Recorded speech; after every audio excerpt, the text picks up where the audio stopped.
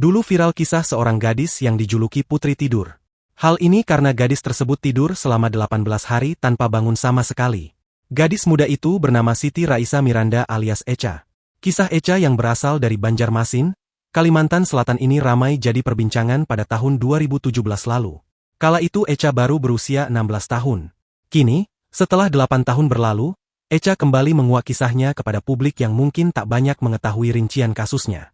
Tak cuma kisah, Echa juga jadi sorotan karena penampilannya yang membuat publik pangling. Echa yang kini menginjak usia 24 tahun disebut semakin cantik.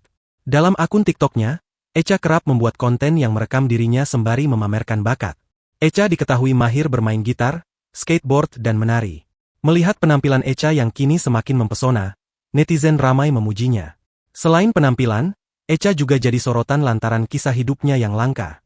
Melalui akun media sosialnya, Echa sempat menceritakan awal mulanya ia bisa tertidur selama berhari-hari tanpa bangun sama sekali. Ternyata awalnya diakui Echa adalah saat momen ia ditabrak kendaraan oleh orang lain. Setelah insiden tabrakan itu, Echa pun mengalami gejala aneh di tubuhnya.